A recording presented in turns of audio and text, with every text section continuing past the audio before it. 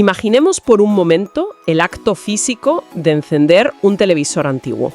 Y no hablo de tocar un panel de cristal o de hablarle a un asistente inteligente. Claro, nada de eso. Hablo de pulsar un botón grueso de esos que hacen un chasquido mecánico contundente. ¡Clac! Exacto, ese sonido tan característico. Y luego venía ese zumbido eléctrico del tubo de rayos catódicos, despertando. Eso es, sentías literalmente la electricidad estática en el cristal si acercabas la mano. Totalmente. Y tenías que esperar esos segundos eternos hasta que la imagen por fin se calentaba y empezaba a tomar forma. Pero lo más importante de todo esto es que cuando la imagen aparecía, no había un catálogo infinito esperando. Que va, veías lo que había y punto. Exactamente. Era una experiencia pasiva, sí, pero a la vez profundamente unificadora. Y eso es lo que nos trae hoy a esta inmersión a fondo, porque tenemos entre manos un documento fascinante.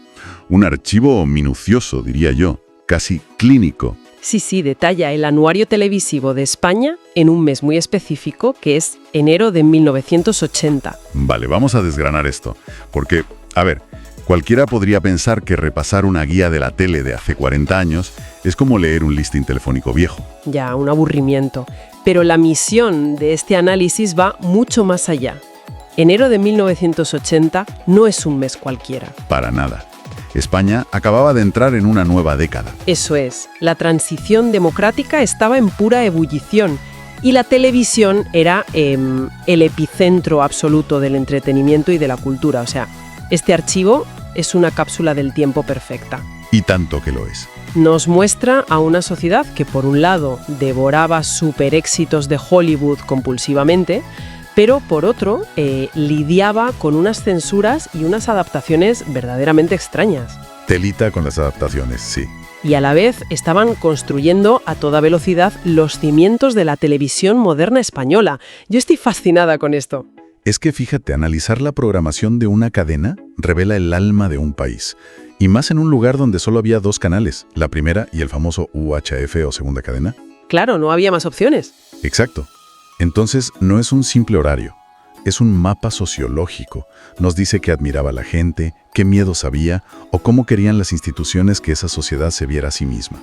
Y bueno, antes de mirar hacia adentro, a lo que se inventaba aquí, tenemos que hablar de lo que llegaba de fuera, porque el desembarco de los gigantes estadounidenses era un fenómeno que paralizaba al país. Un rodillo absoluto. Totalmente. Si miramos el 2 de enero, nos topamos con el regreso arrollador de una serie mítica.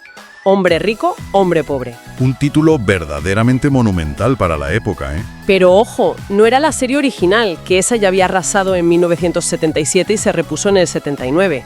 Esto era el estreno de la segunda parte. 23 capítulos nuevos. Exacto. Y volvían estrellas como Peter Strauss y sobre todo William Smith. Madre mía, William Smith haciendo de Falconetti. El villano por excelencia. Y bueno, en los 3 primeros capítulos también salía Susan Blakely. Lo fascinante aquí es comprender el concepto de evento monolítico. O sea, hoy una serie de éxito es un tema de conversación, pues en un nicho de Twitter o de redes sociales. Sí, te dura 2 días la charla. Claro. Pero en 1980, una miniserie de 23 capítulos era ineludible. Falconetti dejó de ser un personaje para convertirse en un adjetivo. Un insulto, directamente. Exacto. Si alguien era cruel en la oficina, le decían, eres un Falconetti.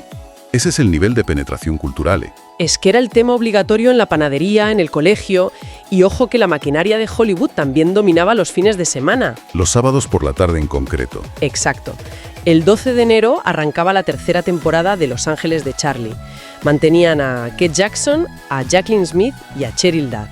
Pero el verdadero bombazo, lo que te pegaba al sillón, era otra cosa. El regreso temporal de Farrah Fawcett. Sí, volvía solo para 3 capítulos. Y hay que contextualizar esto. Hoy en día lo de la estrella invitada que vuelve es un cliché, un recurso muy visto. Ya, no sorprende a nadie. Claro, pero entonces era una táctica devastadora. Farrah Fawcett era un ícono global absoluto. Su regreso se promocionaba casi como una visita de Estado. Como si viniera el Papa, vamos. Pero aquí es donde la cosa se vuelve un poco cómica desde nuestra perspectiva actual, que estamos tan obsesionados con la continuidad y el canon. Ay sí, lo que pasó con las comedias. Es que tiene tela. El 7 de enero empieza la sexta temporada de La chica de la tele, la mítica serie de Mary Tyler Moore. Un clásico innegable. Todo parece normal, pero faltan dos personajes clave. Rhoda, interpretada por Valerie Harper, y Phyllis, que era Cloris Leachman. Simplemente desaparecen de la serie. Ya no están. ¿Y por qué? Porque en Estados Unidos les habían dado sus propios programas derivados, sus propios spin-offs. La gran paradoja de la televisión española de 1980 es que esos spin-offs nunca llegaron a emitirse. Jamás. Se perdieron en un agujero negro logístico. A ver, para quienes nos escuchan, esto es como seguir el universo cinematográfico de Marvel hoy, pero que la mitad de las películas no lleguen al país. Una locura. Claro, te sientas a ver Los Vengadores y faltan 3 héroes. Exacto. Y nadie te explica nada. Yo me pregunto, ¿cómo no se volvía loca la audiencia perdiendo el hilo así? ¿No era frustrante? Pues si conectamos esto con el panorama general de la época, la clave está en la audiencia cautiva. Claro, al no haber opciones. Eso es. La exigencia de rigor narrativo no existía. Ver la tele era un ritual, no una novela donde tienes que apuntar cada detalle. Era ver lo que tocaba y ya está. Exacto. Si 2 personajes desaparecían por líos de derechos internacionales, pues se asumía. Era una ventana al mundo. Y si la vista estaba alterada, no podías irte a otra ventana a comparar. Y esa resignación nos lleva al salvaje oeste de la importación. Lo que yo llamo la censura creativa. Ay, madre mía. Aquí hay tela que cortar. Ya te digo. Comprar una serie extranjera no era solo doblarla. A veces era descuartizarla, ¿eh? Y el 13 de enero tenemos el ejemplo definitivo, el fenómeno absoluto de la batalla de los planetas, que en España todo el mundo conoció como Comando G. Este es un caso de estudio brillante sobre la globalización analógica. Es surrealista. Comando G no era americana, era un anime japonés llamado Gatchaman. De principios de los 70, ¿sí? Pero no llegó directo de Tokio. Pasó por Estados Unidos, donde una productora pensó que era muy violenta. Y metieron la tijera a base de bien. Totalmente. Quitaron toda la sangre, alteraron el orden de los capítulos, inventaron nombres occidentales. Una higienización cultural en toda regla, para vender a los niños occidentales, vamos. Pero espera, que falta el toque español. Cuando esa cinta mutilada llega a España, a alguien se le enciende la bombilla y dice: ¿qué necesitan estos ninjas espaciales? Una sintonía del grupo Parchís. ¡Exacto! Una canción de Parchís. Y es un detalle que marcó a toda una generación. Pero fíjate, esto plantea quién tenía el control del arte en esa época. Las cadenas locales, está claro. Sí. Los derechos eran plástico puro. No compraban obras intocables. Compraban metraje para moldear y censurar según la moral y las ventas del momento. Y el resultado es Comando G. Animación japonesa, censura americana y música de Parchís. Un producto híbrido único. Pero a veces no era censura, ¿eh? A veces era un caos logístico que no tiene nombre. Los famosos bailes de cintas. Mira esto. 12 de enero, sábado. La segunda cadena quita el espacio novela y pone Dick Turpin. Con Richard O'Sullivan. El mismo que la gente ya conocía por la comedia El nido de Robin. Pues resulta que estrenan la segunda temporada de Dick Turpin en España un mes antes que en el Reino Unido. Una aberración técnica hoy en día con los embargos globales. A ver, yo tengo que preguntar, ¿cómo es físicamente posible? ¿Alguien se equivocó de caja en el aeropuerto? ¿O es que a los programadores les daba igual? Era pura burocracia arcaica, ¿eh? Compraban en ferias mediante catálogos enormes y ciegos. O sea, compraban a bulto. Exacto. Y las cintas, los cassettes profesionales viajaban en carga física. Llegaba una caja, veían un hueco en la parrilla y lo emitían. Sin importar lo que hicieran en Londres. Cero. Sin internet, nadie en Madrid sabía cuándo se estrenaba en Londres. Y al espectador le daba absolutamente igual. Ojos que no ven, corazón que no siente. Y esto pasaba más veces. El 23 de enero estrenan una serie británica de misterio juvenil sobre un monumento megalítico, unas piedras antiguas. Eran 7 capítulos, si no recuerdo mal. Sí. ¿Y sabes cómo la llamaron?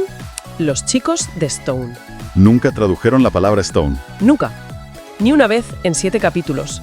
Los niños se quedarían pensando qué narices era un Stone. Un enigma semántico maravilloso. Y el 9 de enero tenemos Dr. Locke, un drama médico con Jack Alberson sobre el choque entre un médico veterano y uno joven. Esa serie duró 4 temporadas en origen, más de 100 capítulos. Pues aquí solo vimos la primera. ¿Por qué? Porque Jack Alberson se fue. En Estados Unidos le cambiaron el título y en España, al ver otro título, dejaron de comprarla. Nos perdimos 70 episodios por un cambio de nombre en un papel. Aquí es donde se pone muy interesante. Porque toca hablar de lo que se hacía en casa. Exacto.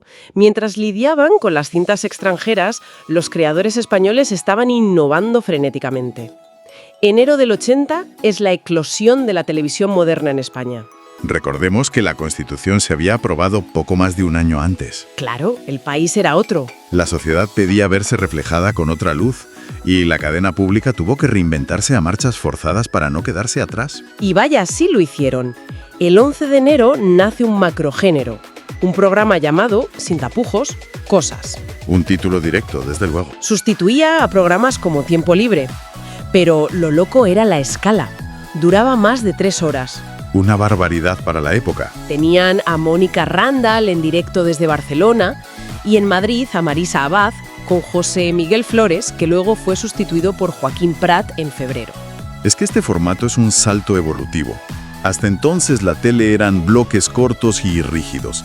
3 horas no estaban pensadas para mirarlas fijamente en tensión. Exacto.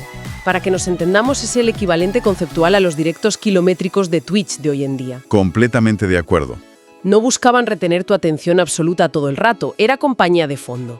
Lo tenías encendido el fin de semana, hacías tus cosas y de vez en cuando mirabas y había música o una entrevista. La tele descubrió ahí su función de flujo continuo, de acompañamiento. Y esa cercanía también llegó a las entrevistas. El 7 de enero se estrena De cerca, con Jesús Hermida. Una figura clave. Totalmente. Hermida inauguró la entrevista íntima, el hablar de tú a tú en la sobremesa. Su influencia es vital. Venía de ser corresponsal en Estados Unidos y trajo un estilo directo muy envolvente. Rompió toda la rigidez institucional de las décadas anteriores. Enseñó a la gente cómo sonaba una charla de verdad en público. Y la innovación no paraba. El 10 de enero, en Barcelona, arranca Cita Con, presentado por Aurora Claramunt. Mezclando música y entrevistas, debutando con Raimon nada menos. Sí, ese mismo día se estrena Mirador de los Deportes con Miguel Ors. Fundamental para ir calentando motores para los Juegos Olímpicos de Moscú. Exacto. Y para la aventura teníamos a Miguel de la Cuadra Salcedo con Españoles en el Pacífico. La cadena pública era un escaparate total. Cultura, deportes, exploración. Cubrían todos los frentes. Hasta el entretenimiento puro se renovó. El 13 de enero, José María Íñigo convierte su programa en Fantástico 80. Menudo despliegue. Magia, cámara oculta, actuaciones y el concurso de Joe Rigoli. Era decir, oye, estamos en los 80 y hay que darle dinamismo a esto.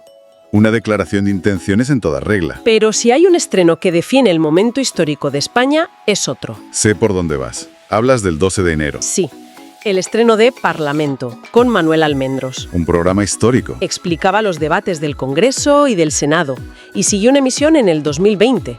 Pero a ver, yo me pregunto, ¿la gente realmente quería ver resúmenes del Senado?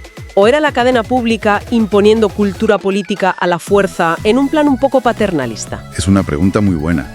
Y fíjate, si conectamos esto con el panorama general, la respuesta está en el despertar democrático. Todo era muy nuevo, claro. Exacto. La democracia era una maquinaria desconocida para la mayoría. Parlamento no era entretenimiento, era una responsabilidad institucional pura y dura. Había que alfabetizar políticamente al país. Eso es. Enseñar para qué servía el hemiciclo, cómo se hacía una ley. La tele actuaba como pegamento social para que el sistema funcionara. Y esa pedagogía también llegaba al cine, ¿eh? Sábado Cine estrenaba joyas como Veracruz, La Huella o Con faldas y a lo loco. Peliculones. Pero la joya intelectual absoluta era La clave, con José Luis Balbín. Un formato que definió una era, sin duda. Ponía películas como Ciudadano Kane, pero no para pasar el rato, sino como excusa para montar un debate profundo con expertos sobre política o filosofía. El cine como espejo social. La clave demostraba una fe ciega en que la televisión podía elevar el discurso de todo un país. Entonces, ¿qué significa todo esto? Enero del 80 no fue solo un mes más, fue un crisol sociológico increíble. Un momento único de choque cultural. Exacto.